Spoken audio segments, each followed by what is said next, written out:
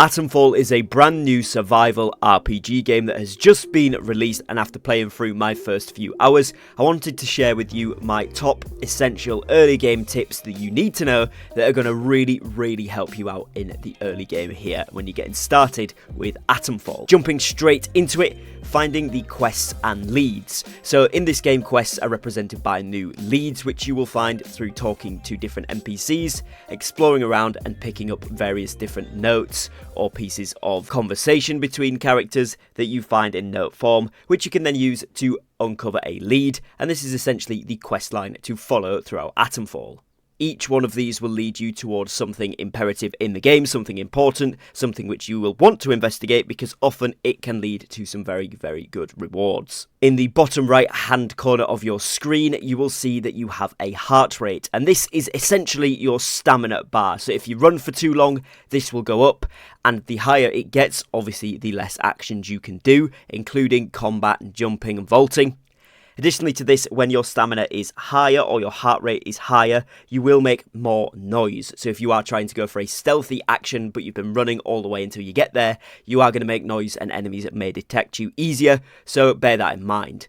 During things like continuous combats, especially in melee fights, your heart rate does increase a little bit, and this can be subdued somewhat by drinking some good old tea. In Atomfall, the NPCs are killable, but this does not mean that you should kill them, because speaking to them will often turn up with different leads and also trade options. You might get certain trade options when you first see somebody. Over time, these NPCs will restock their inventory of items that they have available to barter, but they will also tell you rumours, which are essentially the same as leads that you can investigate.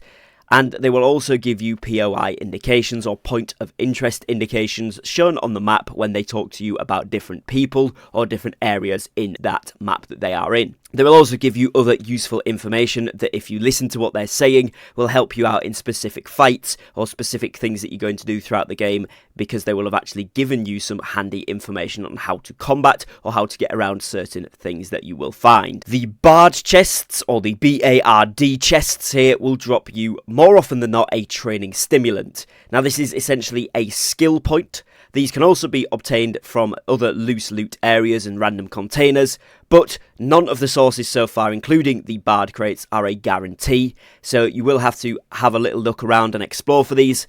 Generally, as you're completing quests and going into all of the different areas in the game, you're likely to find at least one or two in most of the cellar locations or the bunkers, so certainly have a look around for these. And B.A.R.D chests, like I said there, are kind of the best way or the best bet. Usually you'll get one sort of 3/4 of the time, so these are pretty good. These are, like I say, essentially skill points, and I'm going to move on to talk about skills in a moment and which ones you should get, but these are going to be super useful. But whilst we are on the topic of the B.A.R.D crates, you also have the B.A.R.D bunkers and facilities around the world. Now these you can find, they will have way more resources in them, so you'll be able to find a ton of materials, ammo, things like that, as well as obviously enemies to coincide with that. But they will also be a way to access the pneumatic dispatch tube system, which is essentially the bank system in Atomfall. It allows you to store items inside it and then access those items from any of the other pneumatic tubes in the world. Now this is pretty good because when you start to get a full inventory, you obviously can't pick extra things up, and you will be collecting things like the atomic batteries. Quite a lot of these you'll need, so when you're putting these into your tube, you can of course then go ahead and grab them from any of those facilities. Even when you've cleared them, you can go back in, use the bank system to actually access these items again. So it's super worthwhile, and can mean that you can actually keep a lot of stuff in there, especially if you're stocked up of trading. You can craft some bandages or whatever if you're full on cloth, pop those into the bank, and then you've got some more slots for both crafting materials and actual inventory slots, and it can hold up to 100 items, so it's pretty good. Next up, traders will restock and have new things to trade over time, especially after you have already traded with them, like I mentioned before there.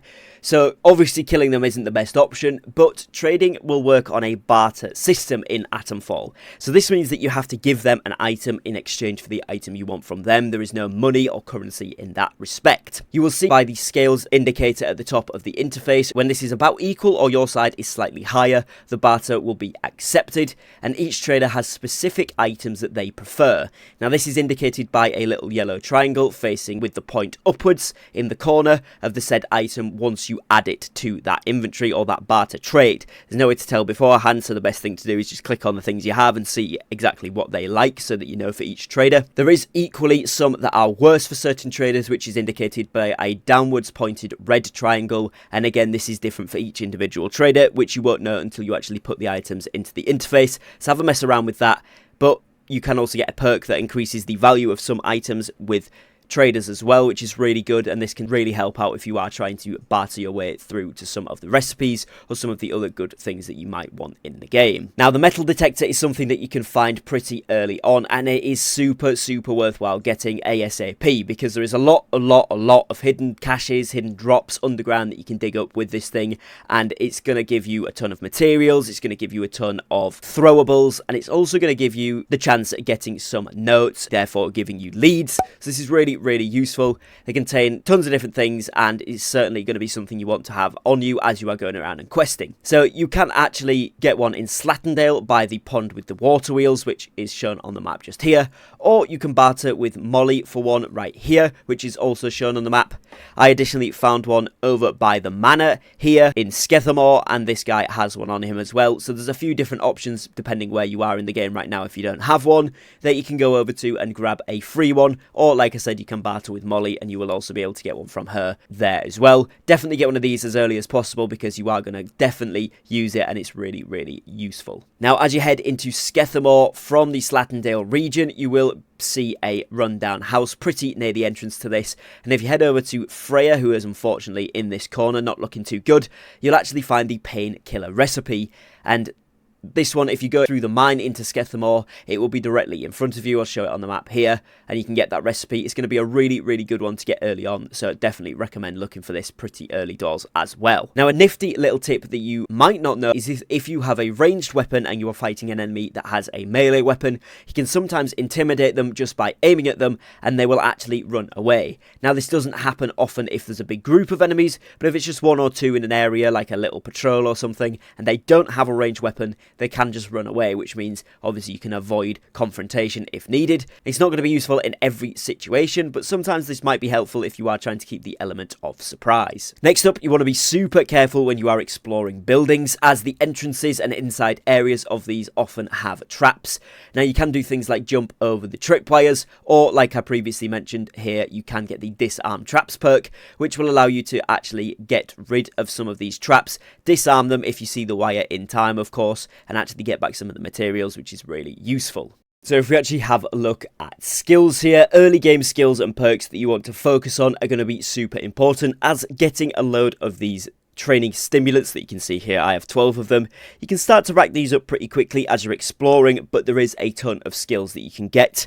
Now, of course, you do start off with your initial 12, these 4 furthest left columns, but once you actually unlock one of the additional sets of skills that you can find here in the game, you can see that all of these slots become available with the question marks. You've got 6 additional skills in each, but survival actually has 8 additional and condition has 7 additional. Now, on this playthrough, I haven't actually found all of these yet, but the example that I have got is the melee combat ones. But we're going to be focusing on the early game and things that you might not have unlocked. What would I do? What would I get? And what have I been using? Well, Fortitude is a very good bet. This one is in the conditioning tree, and it just simply increases the maximum amount of health that you have. It costs you 5 points, but it's super useful because, of course, just having more health will mean you stay alive longer and can survive certain attacks that you might not otherwise have been able to survive through. I really like the disarm traps one here. This one is going to allow you to actually, if you see the tripwire for a trap, disarm it and get the materials back. So the string, you might get the Molotov or whatever it is that they're trying to set up as a trap there. Can be super useful, and it keeps you stocked up on stuff, so it's really good, and that's in the survival tree. But also charisma is another good one that you could go down if you are going to be doing a lot of bartering and trading, because this means that your items are worth more when you are bartering. So this is also a really, really good option. Then we've got the melee combat. I've gone for kill momentum. This one means that when defeating an enemy in melee combat, it grants you a melee damage buff. This just means you can chain together kills a lot easier, and means that you can kind of get up close in those close quarters environments, especially in some of these underground facilities and bunkers, where you can actually do a lot of damage with the melee weapons, and it makes it much more effective. So I've actually really enjoyed that perk. And then in the range combat, the one that I've been waiting to claim for in this video is actually going to be the throwables radius. This one increases the area of effect of throwables. So things like your molotovs, your nail bombs, your grenades, anything like that is going to give it a bigger area. This is going to be fantastic for taking out bigger groups of enemies. So I'm absolutely going to go ahead and purchase that one right there. Now in a future video, I will cover some of the extended skills like you can see here. And of course, once I've unlocked all of the additional ones, I will make a video covering the best ones that you can actually choose in the game. But for starting off right now, those are going to be the ones I would recommend. But feel free to have a look through and see what works for your playstyle the best. So that is going to be it for the Atomfall early game tips that you need to know. Hopefully this video has helped you out. If it has, please drop me a like and a subscribe to the channel down below. We are pushing towards 50,000 subscribers, so if you could help me out with that, that would be massively appreciated. Other than that, I will catch you again very shortly on the next video, so take care and peace.